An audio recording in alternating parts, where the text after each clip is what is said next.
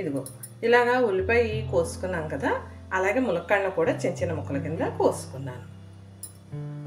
అలాగే పచ్చిరొయ్యలు తెచ్చి శుభ్రం చేసి శుభ్రంగా లోపల ఉన్న నల్ల దారాలన్నీ తీసేసాను. ఇదిగో చూడండి మిక్సీ. ఇప్పుడు మనం అల్లం వెల్లుల్లి పేస్ట్ వేసుకుంటాం. అలాగే ధనియాలు, జీలకర్ర, కొబ్బరి ముక్కలు, లవంగాలు కలిపి పేస్ట్ చేస్తాం అన్నమాట. మసాలా ఇది. ఆయిల్ హీట్ ఎక్కగానే ఉల్లిపాయ వేసుకుని బాగా ఫ్రై చేసుకోవాలి.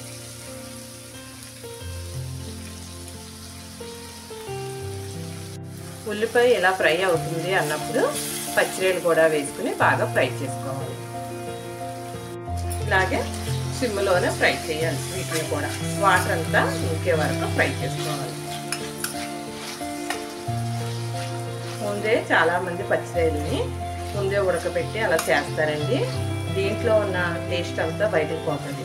అలా కాకుండా వీటిని ఉల్లిపాయతో పాటు బాగా ఫ్రై చేస్తే టేస్ట్ చాలా బాగుంటుంది. చూడండి పచ్చిరొయ్యలు బాగా వాటర్ వస్తున్నాయి బయటికి. వాటర్ అంతా ఇందులోనే ఇంకిపోవాలన్నమాట. ఇందులోనే ఇంకిపోయి బాగా ఫ్రై అవుతాయి. అప్పుడు మనం ఉప్పు, కారం, మసాలాతో పాటు మిగతావన్నీ వేసుకోవాలి. అవి ఎలాగా అన్నది చూద్దాం.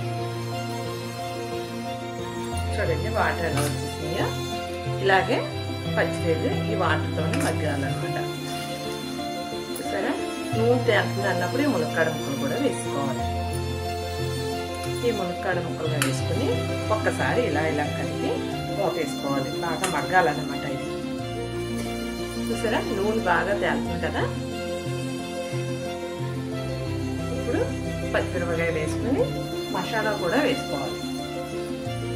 మనం ఇందాక రుబ్బు పెట్టుకున్నాం కదా, మసాలా వేసుకున్నాం.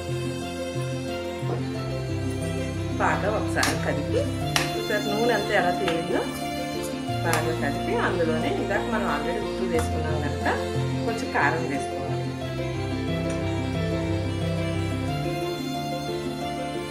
మనం ఎంత కారం వేసుకుంటాం అన్నది మీ ఆప్షన్ అండి. మేమైతే ఎక్కువ వేసుకోము. మీరు ఎక్కువ వేసుకుంటే మీకు నచ్చినంత వేసుకోవాలి.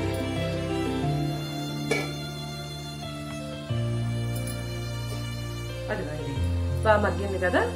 ఎప్పుడు మగ్గింది అంటే నూనె తేలుతుందంటే మగ్గింది అని అర్థం.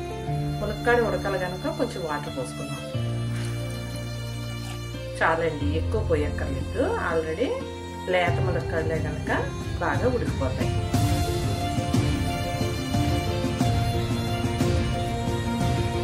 సరే బాగా ఉడుకుతున్నప్పుడు కొత్తిమీర వేసుకుంటే ఆ ఫ్లేవరు, కొత్తిమీర ఫ్లేవరు కూరకు పడుతుంది అన్నమాట. మళ్ళీ అలాగే మగ్గనివ్వాలి. ఇలా ఒకసారి కలిపి దగ్గరికి వచ్చాక స్టవ్ కట్టేయండి. ఇలాగే సిమ్లోనే ఉడుకుతుంది కూర. ఈ సిమ్లో ఉడకడం వల్ల దాని టేస్ట్ చాలా బాగుంటుంది.